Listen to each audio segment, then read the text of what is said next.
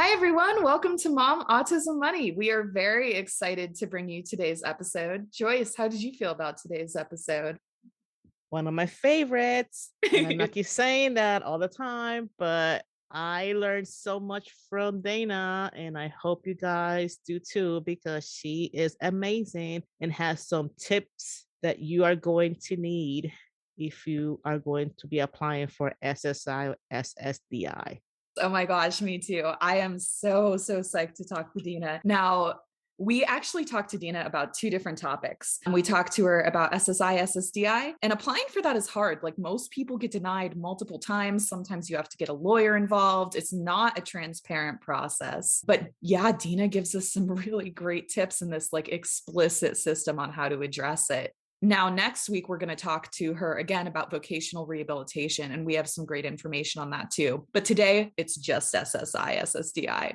Dena Gassner is an adjunct faculty member at Towson University, and she's also a PhD candidate at Adelphi University. She was recently appointed to the Interagency Autism Coordinating Committee, which is a body that reviews current autism research and uses that to advise the president's cabinet on the priorities for autism funding. She is also the co-chair of the Autistic Research Committee for the International Society of Autism Research and a national board member for the ARC-US. She coordinated the INSAR, which is that International Society for Autism Research, INSAR opening for special interest groups, which is a 3-year research project beginning with building on the strengths of autistic scholars by addressing systemic barriers to autistic success in academia. She is extensively networked and published and has provided training events to the United Nations in Russia, England, Copenhagen, and some other places too. So we are just so honored and excited that we got to sit down with Dina, and we're really excited to introduce you guys to this system that Dina has developed for applying for SSI. Also, before we get started, we wanted to say thank you to today's sponsor, CalAble. That's California's ABLE program. You can use these accounts to shelter your savings from SSI and other means-tested programs.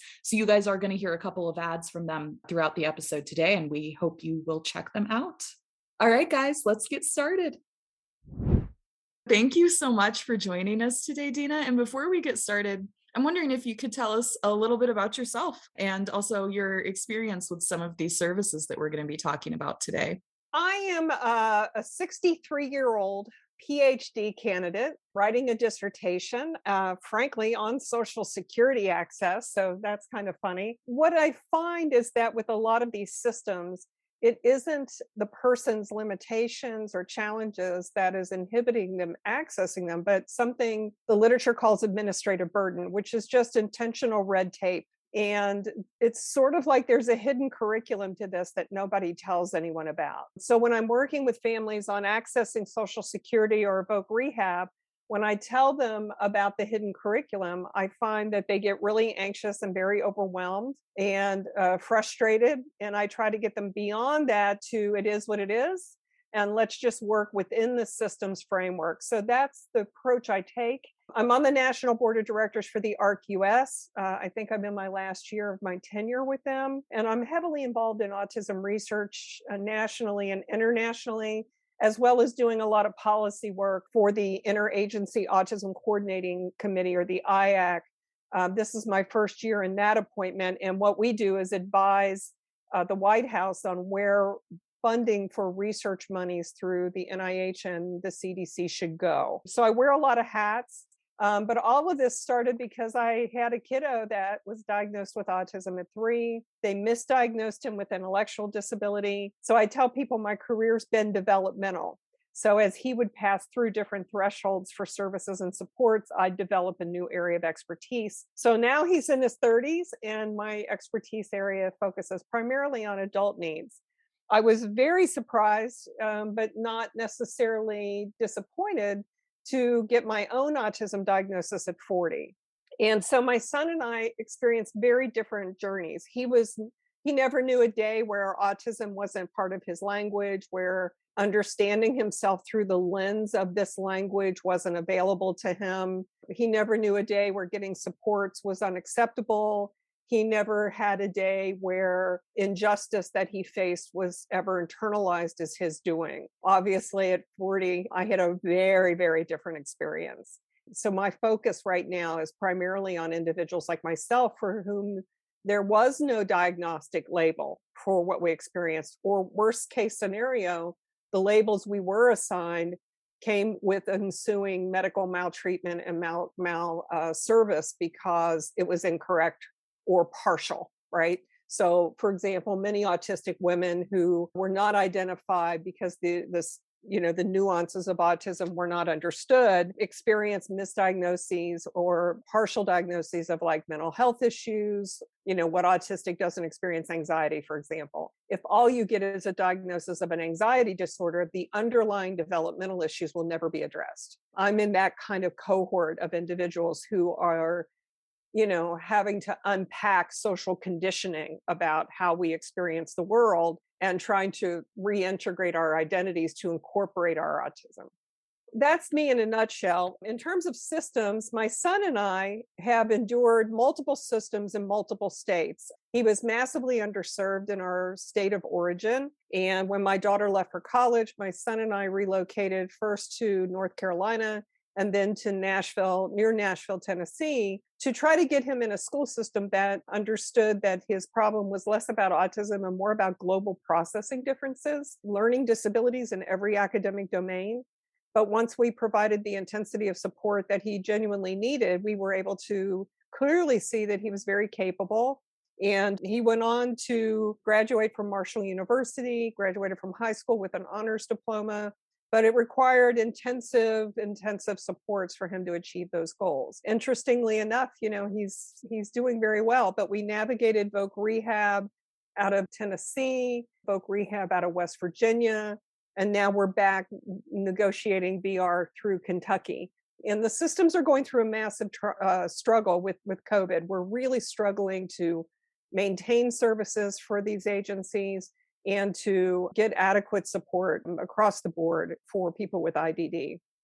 Absolutely. And for everyone who is listening, if we haven't, I'm not sure if I introduced you guys to this term yet. It's something that I know, especially if you're a parent of a younger child, you may not have heard of this state resource before, but every state has their own vocational rehabilitation office. And they might call that office by a slightly different name in your state. But when we're talking about Voc Rehab, that's the programming that we're talking about. And before we get into that a little bit, I want to talk about SSI. What kind of circumstances or situation a lot of people who find themselves applying for SSI find themselves in? Like what prompts that initial application for a lot of people?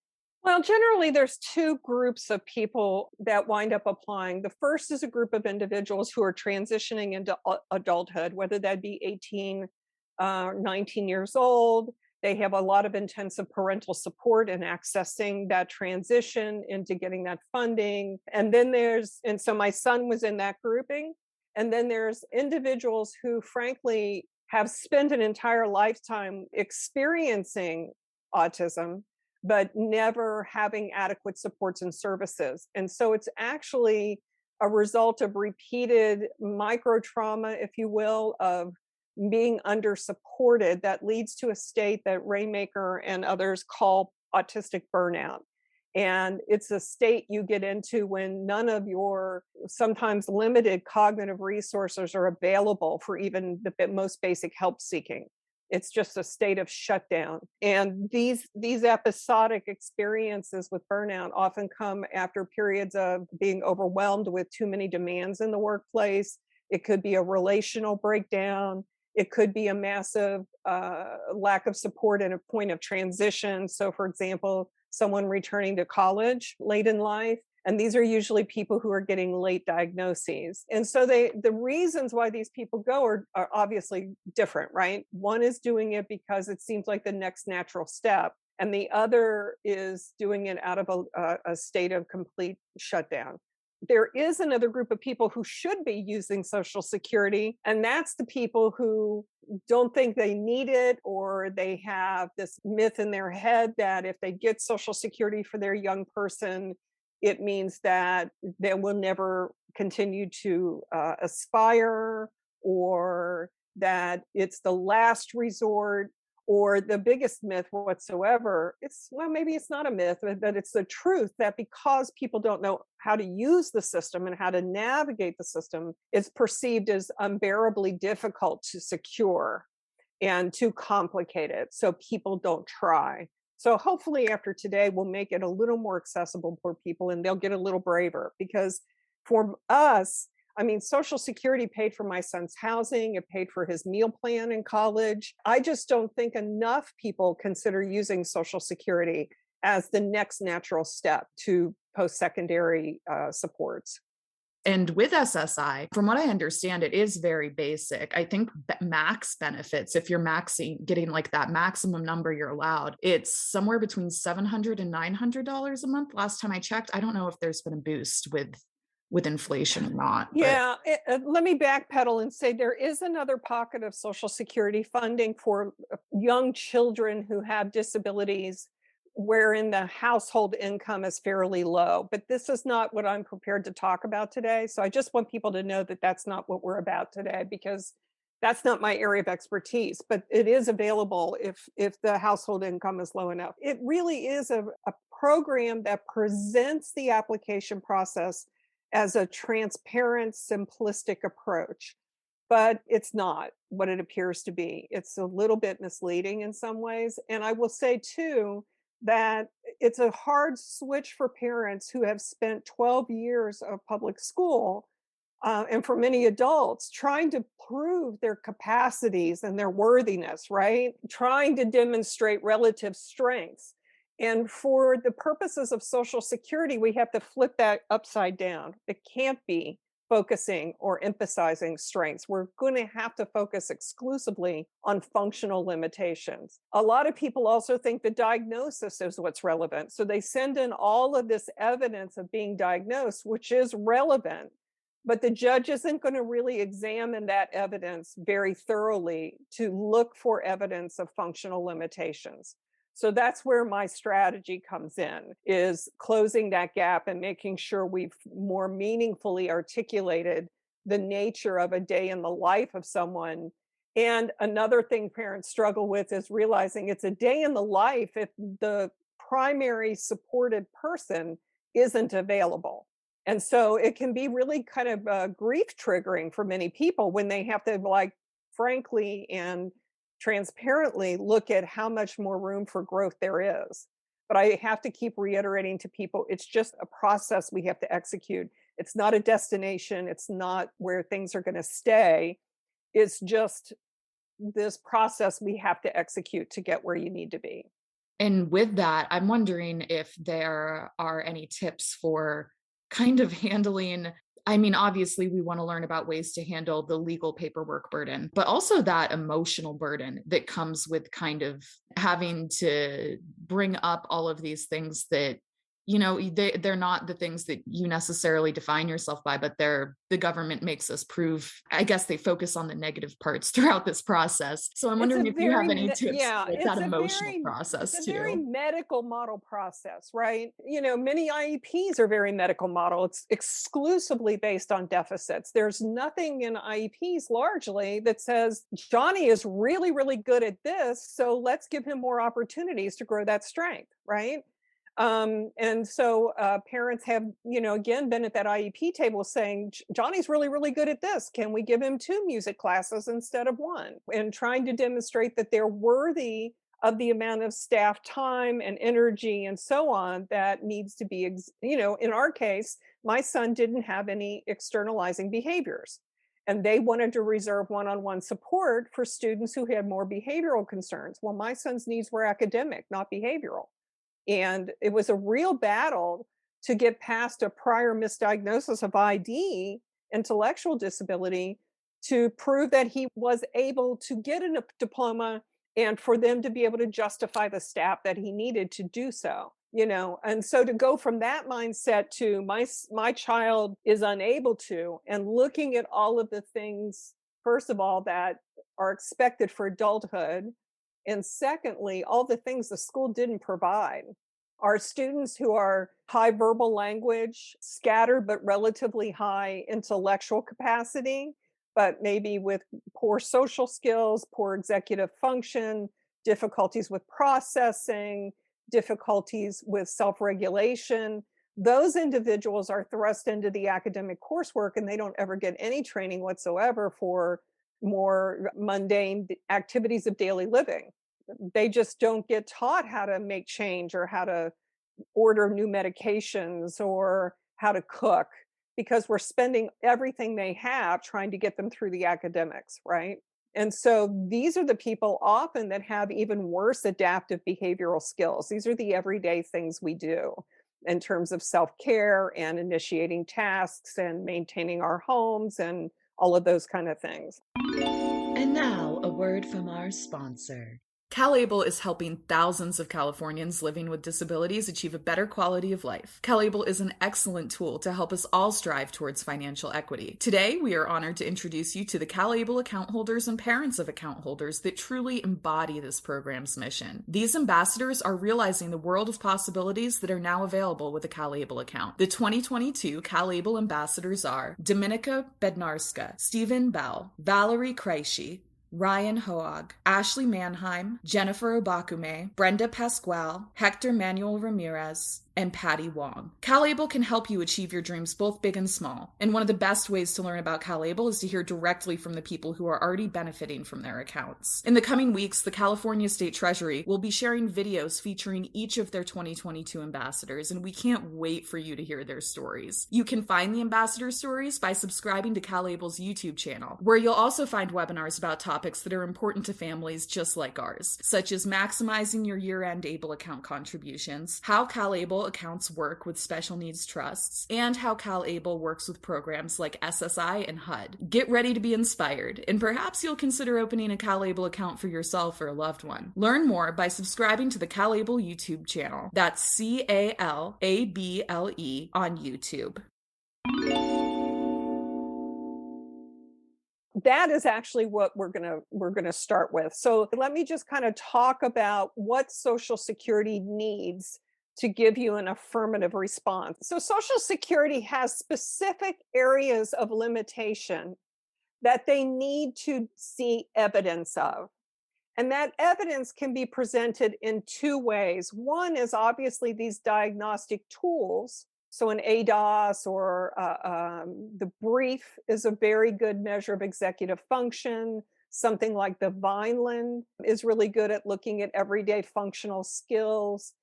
But what we find is that the Social Security administrators and the judges struggle to dig into those evaluations to find that evidence. And it's not organized in the way that a judge would use it. So that creates an incredible barrier for people trying to get Social Security, okay? The second area or mechanism that you can demonstrate need is with something called a personal narrative. So it's basically a narrative reporting of a day in the life of this individual, right? But again, if you just write your personal story, the judge is not going to dig through all of that to organize it in their system. So what I'm going to teach you now is what the system asks so that you can respond within their framework. So effectively, Social Security uses primarily 7 areas of limitation that they examine. And I adapt that a little bit to consider the population, and I can even customize it a bit for individual needs, okay? So for example, one of their areas of limitation is mobility. And again, where parents go to, and often autistic adults using the system, is mobility is walking. So since I don't use a walker or a cane or a wheelchair, I don't have a mobility issue. But according to the Social Security framework, it can also include the psychological ability to navigate to places in the community, also within your own home, also within other environments, like say a closed campus at a university. So for example, I had a client who went to college every day, parked in the exact same designated parking space every day. And every day she went to campus, it was as if she had never been there before. So that would be a mobility impairment. Being unable to use Uber is a mobility impairment. You can also add into this category things like I live in a rural area. So there's difficulty securing any kind of rideshare services or public transportation, right? That's not the person's limitation. It's an environmental one, but it could certainly be added into here as a factor. And it's often important to remember that all of these are focused on employment.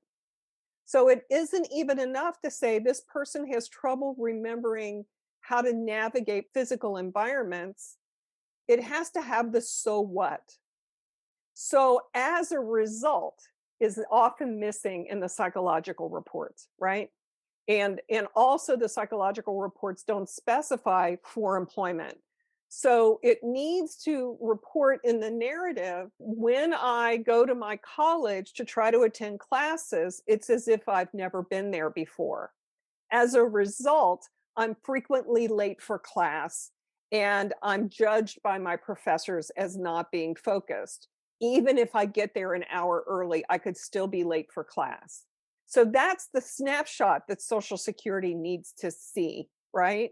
If a person has a relative strength, like they do have a driver's license, it may need to quantify that they can't drive at night, they don't drive on the interstate, and they don't drive in bad weather. So you can see how even a relative strength has been quantified or reduced such that they still see a limitation, right? And the so what to that would be, so the individual is going to either need to advocate in the workplace for a colleague to pick them up in those conditions, or they will never be able to work at night, right? Or they'll never be able to work somewhere where they can only access it through the interstate. That's just one category. And those are some of the examples. I had a client who did have autism and an intellectual disability, and she had never ridden on public transportation. And her parents had now navigated her into living in her own condo in the city in Nashville. And when she would ride the bus, she would forget to get off because on the bus, she wasn't facing forward anymore. She was facing the interior of the bus. So they had to do an entirely new set of training for her to teach her how to look at the sides or at the front through all of the other seats to see when to get off the bus, or how to advocate with the driver to say, I need to get off at such and so, right? So you can see that, there's a lot of ways mobility challenges can manifest in this population. It's very individual, but I would start with the heading mobility in the narrative report. Use these labels as an outline, if you will. Does that make sense? No, that is super smart. Thank you. Thank you for that. What are the other ones? Yeah. So I just wanted to go deep on that one because it's one that's often misunderstood. The next category is communication. So for the autism community, we talk about communication, we talk about expressive or how we communicate verbally or in writing, how we express ourselves. Receptive, which is how we receive information verbally or in writing. And then the third area is pragmatics. So for Social Security, under communication, I have that heading. And then under that, I break it into expressive and receptive language. Hold on to pragmatics. We'll come back to that. So this would be any kind of learning differences, processing differences, being verbal, having language collapse under pressure or under anxiety, having social misinterpretations, although that would probably go to pragmatics. We'll talk about that more. But like this is a person who has a learning disability with their autism and they can't write things out, can't participate meaningfully in receiving directions for the job requirements, and so on, okay? Pragmatics actually goes under Social Security's category of interpersonal skills. So this is the social aspects of communication. And it's also relational, being able to have a good relationship in the workplace. And although Social Security says it can include family relationships, we still need to apply this to employment. So this would be not being able to utilize a filter to ascertain what is considered appropriate workplace behavior or communication versus what we do in the public forum. Like when we go for a girls' night out, we're not who we are at a job interview. So autistic people may struggle at transitioning in and out of these different environments. This person may have a work history. I described mine as looking like Swiss cheese for many years, right? Because I was actually trying to secure a job instead of a job that was adapted to my neurodiversity. And so I kept having repeated terminations, or I would quit the jobs because I would get burned out because it didn't incorporate tasks that I was hardwired to be able to do more effortlessly. It can also include trouble with transitions, like say a boss is working with you in the supermarket and they're asking you to go from stocking shelves to bagging groceries, or they're asking you to change a schedule. Like that can be experienced by an autistic person as illogical or overwhelming, or you may just like not be able to stop talking about a special interest in the workplace, and that could be annoying. So those are more of the pragmatic pieces. So now we have mobility. Pragmatics is embedded in interpersonal skills, and expressive and receptive skills are buried under their category of communication. The fourth one is self-direction. This is basically executive function, being able to independently, and that word's very important, very important. This is that tier, right? Being able to demonstrate these skill set for 40 hours a week with no support. That's the measure. So I had a family come in and say that they had checked a box that said that their loved one. The question is misleading. It says, can the person shower independently? What it really is asking is, do they? And as you can imagine, you might get two different responses with that slight change in interpretation. So for example, do they shower with a pattern of behavior that's comparable and necessary to what other people have to do to go to work, right? So if they don't exhibit those self-care capacities, then that would be something we need to report. Being able to plan your day, being able to initiate a problem-solving scenario and ask for help, being able to call a friend and go out for a round of basketball. Like this is where that kind of information goes. And self-care is more of those actual tasks. Self-direction is the cognitive organization of skills, and self-care is executing them. So eating, drinking, grooming, caring for one's money and managing that, managing medications, like the things you need to live from day to day. And then the last category is work tolerance. And this is where that autistic burnout factor could be measured, right? So it's the ability to sustain the physical, cognitive, or psychosocial, emotional demands of a job. And remember, we're again looking at 40 hours a week, full-time employment, right?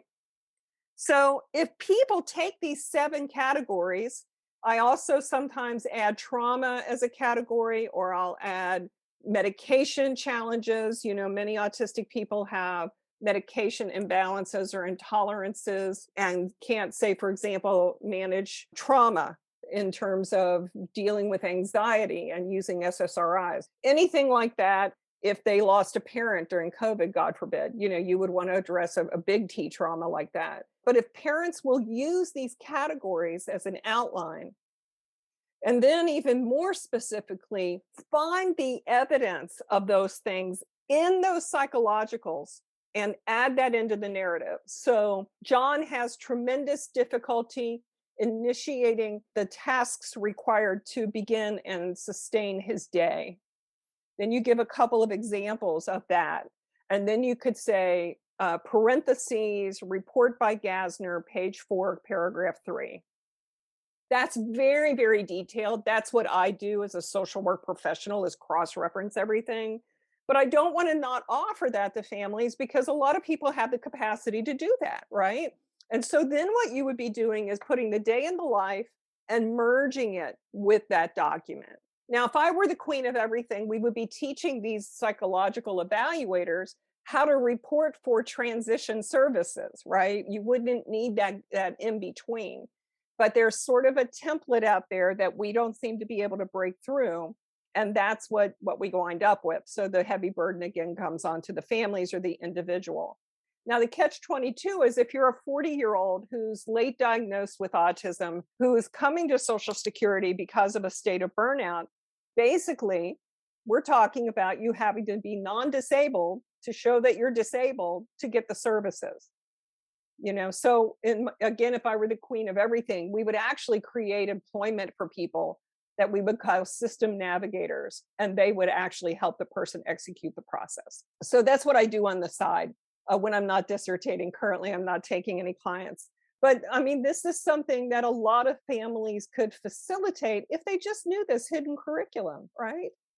Yeah, that is incredible. And I am on your team about that, man. Like, we could really use some system navigators because it's a process that they're looking for very specific things. But as the individual or as the parent, you don't have any idea, like it's just like throwing spaghetti at a wall and hoping something will stick. So it's so helpful to know this background process. Thank you so much. I know that some people do have trouble getting that first application through, and then there are appeals involved and filling out additional paperwork. I'm wondering at what point should people, if they don't have access to a system navigator and they feel really stuck and like they don't know what they're doing. I know sometimes people end up getting lawyers involved and that really helps their case. Is there a certain point where you think people should start thinking about that, or? Well, people should assume, particularly when there's no co-occurring evidence of a very measurable condition. So people with COVID are fighting this right now, right? Long haulers, people whose autism doesn't externally express itself struggle more than, say, someone like my son, who is in the moderate range of functioning and his disability actually does manifest. But people should expect to be denied if they don't have something, say, for example, like Ehlers-Danlos syndrome, which is a genetic disorder involving hypermobility, which can be measured and evaluated in a very medical model framework. Or if they have a co-occurring heart condition, like when people with Down syndrome often experience those kind of complications, they should expect to be denied. I would say 90% of my cases on first trial get denied. And I have a theory about that. After 2 years, you become not eligible for Medicaid, but Medicare.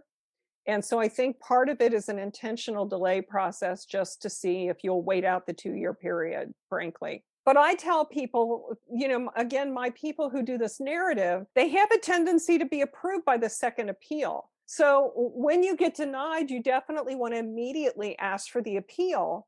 And then you wait until you get a little closer to the day that everything is due. And so like a month out, you reach out to all of your providers and ask for an update. And the update should be just a one-page document that says status quo, nothing has changed, or they've had a regression, or they've had modest improvement, but still insufficient for employment, right?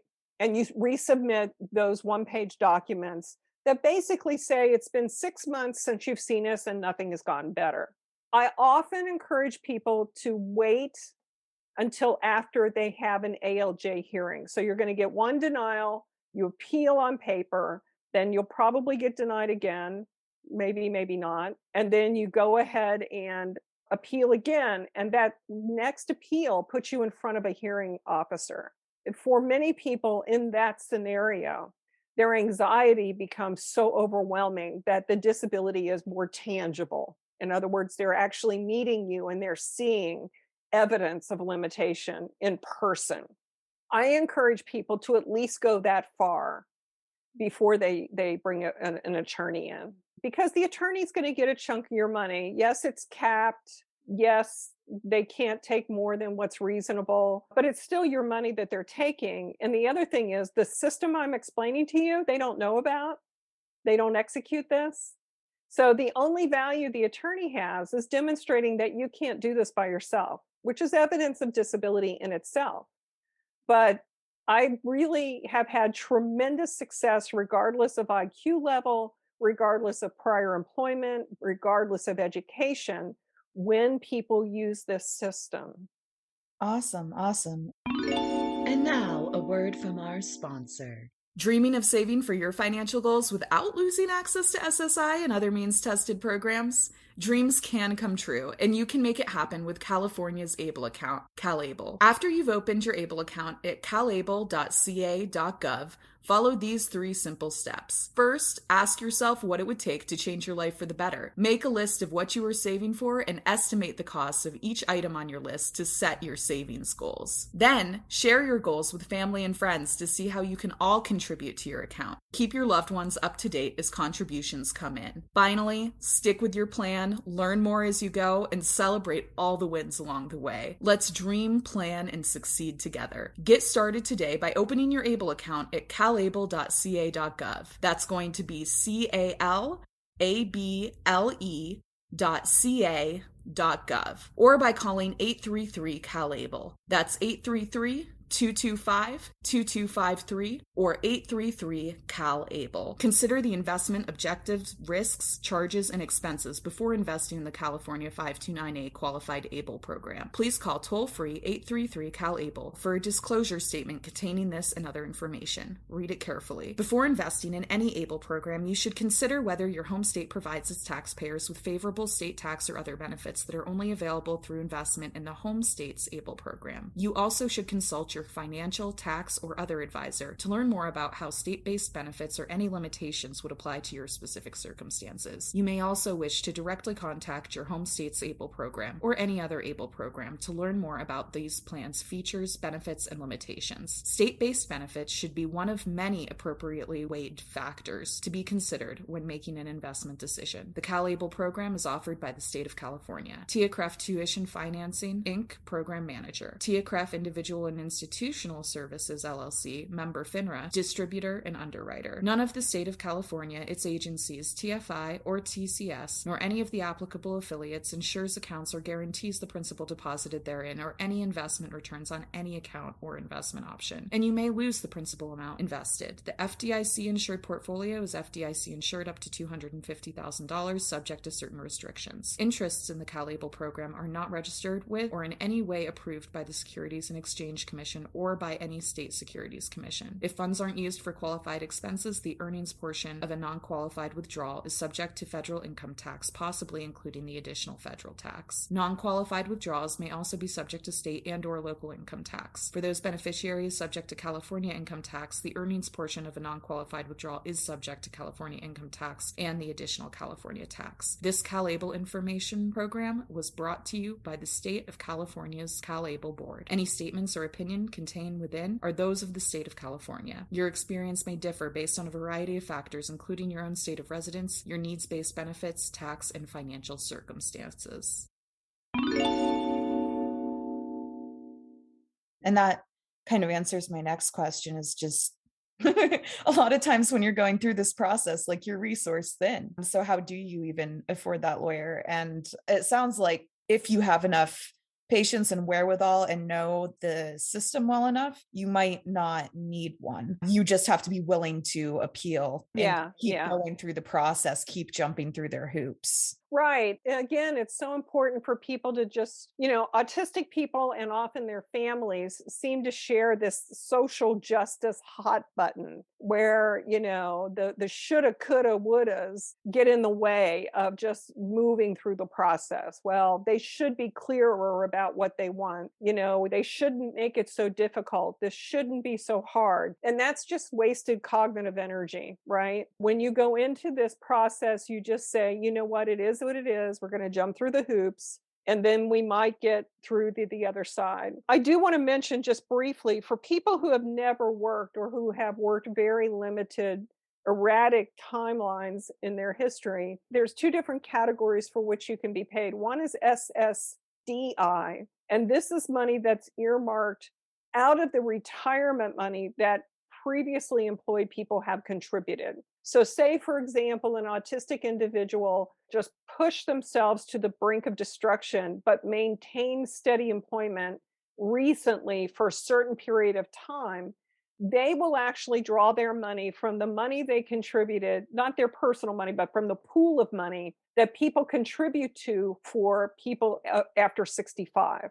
And so it comes out of money they've contributed, right? It doesn't reduce your Social Security amount, but that's where the pool of money comes from. For people like my son, or some people who haven't worked recently, they may be more likely to qualify under SSI, not SSDI. And this is where there are strict income limits, and you have to be very diligent.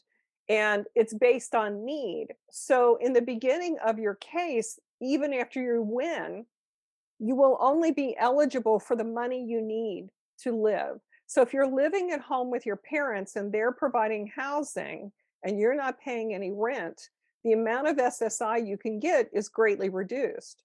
Now, you do get Medicaid in the beginning and then later Medicare as you get to be in the system longer. So I don't want to diminish the value. Even if you're only getting, $15 a month, having the health care makes it very worth it. But what we want to help parents do is over time start, in fact, charging those costs. So I think my son initially was only granted $125 a month. So we reported within a month that my son was paying $75 a month for housing. So his next check considered that and increased.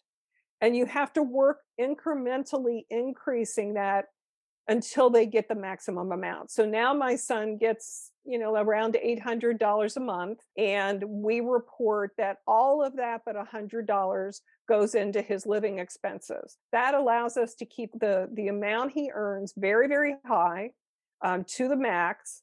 It allows him $100 a month in spending money, but it also allows us to pay back some of the student loans that were not included in his student loan forgiveness, which is another topic for another day. And it also, allows us to pay for things like his inserts for his shoes are not covered by Medicare. His glasses are not paid for by Medicare, and so on. So it's even after you get approved, there's again another timeline of gradually increasing their expenses, at least on paper, so that they in turn need more money, so they earn more money from SSA. Now, when you say gradually increasing, how much over how long of a time do you do that? And are you increasing just the rent bill, or are you keeping the rent at 75 and then adding other expenses as time goes on as well, like food and all of that? Yeah, well, for food, they should be on food stamps. That's another topic. But, as long as they prepare their food and purchase their food separate from you, which who's going to watch that? But I don't know about you, but my house, my son eats stuff I'd never put in my body. Like he is ARFID, so he doesn't eat what we eat. So that's an easy sell to get food stamps, but it's also needs based. But, in terms of the other expenses, that varies from state to state. So for example, in West Virginia, we had to show that he was paying rent and water and utilities. But in Kentucky, we're able to group all of those together into a single expense. So I transfer $600 a month into my husband's bank account. And when we report, we say that that's being used for his living expenses, including utilities. They're not asking for us to be more specific in Kentucky. And by the way, we don't have to show receipts or any documents. We just have to ballpark it. But we do have to demonstrate that he uses every single penny. And it was interesting. I did report that he spends $100 a month on recreational and personal expenses to learn the skill of using money, and Social Security was ecstatic about that, even though that's not as readily tracked, because they saw that as a springboard to independence, right? Oh, wow. Yeah. Yeah. So, once you get to that place, this is like a once a year kind of reporting process, or every 6 months. It's way, way simpler. Awesome. Awesome. I'm learning so much from you today. Thank you so much. Now, we talked a little bit about this with food stamps. When you're on SSI in particular, SSDI has like its own limitations, but the really restrictive program is the SSI. So your income is just inherently capped in order to receive those benefits. So we talked about, you might also need food stamps. Are there other, I'm assuming Medicaid and Medicare play into this as well. What are some of those other programs? And is there anything people should be aware about how those programs kind of overlap with SSI in particular? Well, first of all, people need to know that you will get Medicaid if you're low income and you have expenses, probably for approximately 2 years. And then you're also eligible for Medicare in many states. And again, you have to ascertain from state to state how those systems interact, because Medicaid is a state system and Medicare is federal. And it's interpreted differently in different states. So I can't get any more specific than that. I can say if you're extremely low income and you have to pay for Medicare, you have to pay for that insurance. Medicaid has an option whereby Medicaid pays your Medicare premium. It's called dual enrollment. And so people can look into that in their state to see how those systems interact. I will say also, if you've even applied for Social Security, that makes you automatically eligible for vocational rehabilitation. But here's the caveat. Again, because VR is a state program, VR gets to set the priorities over who is served, what services they provide, and there can be wait lists in different states. But again, there was a federal initiative where there was an influx of money that was pushed into VR services specifically for autistic people because they were the most underserved. But COVID is messing up everything with all these systems. So it's going to take determination, persistence, in a way we've never experienced before. They've shut down many Social Security offices. Many individuals left the field because they didn't want front-facing employment anymore. Everything is being done virtually or over the phone. Things are backed up atrociously because of COVID long haulers entering the system. Not that they don't deserve to be served. Many of them are also our folks, right? Because people with IDD had greater risks for COVID co-occurring issues than anybody else, other than the elderly. So, again, it's just going to take that determination. But I encourage people to go to things like the ARC or the Autism Society in their area, even in some cases where there's a physical impairment, United Cerebral Palsy, to kind of get the inside scoop on how it works in your state, because it's going to be tweaked a bit depending on the state.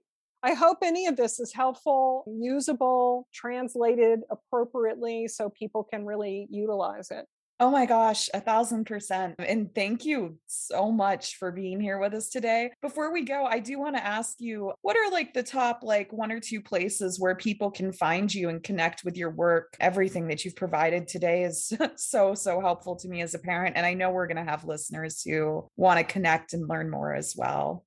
Currently, I'm in the very bitter throes of writing a dissertation. And I'm really keeping my availability very, very limited right now because I just can't do anything but dissertate. I'm doing all of this international science research. I'm on 5 or 6 different research studies. So really right now is not a good time for people to be able to find me in terms of individual casework or anything like that. I do have a Facebook page called the Center for Understanding that people can join if they just want to see me. They're posting autism research and autism news and disability news more broadly. I do have a little bit of a Facebook addiction. So I post not my work, but the work of other people there quite often. And that's the best place to be exposed to my work. I'll probably be doing some training events occasionally, and that'll be publicized there. But unfortunately, until I finish this dissertation, my access to, the general public is pretty tightly guarded. But I'm really glad that you persisted and we got to have this time together, because I'm really better at giving this information to broader audiences because I can impact more people that way, right? As compared to me working one-on-one with a family. I'm hoping after my dissertation to develop a train the trainer model where I can actually teach systems navigators more detail about how to do this. I want to acknowledge that part of the reason I'm effective at this is because of my broad reaching knowledge of how autism expresses itself in a variety of people. I've helped over 100 families work through this system. And I don't think that's replicable. But what I taught you today is replicable. And I think that we can create agencies that do nothing but the systems navigation support. So that's where my long-term professional goal is. And I love doing autism research. So I'll be probably camping out there. Lastly, let me just say I teach a class at Towson University, a transition to adulthood class in their health sciences department. It's taught online, and some semesters people can audit that class. Other semesters, like for example, I have 5 occupational therapy PhD students right now, like that we can't move those folks. But people can contact my supervisor, who's Dr. Connie Anderson, to ask what semester they might be able to come in and take the class freestanding from the autism certificate program if they'd like to. So those are just some places that I can see people and find people. And that whole semester focuses on all of these systems, all of the social justice issues. We talk about the neurodiversity lens and exiting the medical model. Thank you so much again, Dena. It was a blast. Thank you for having me. Thank you.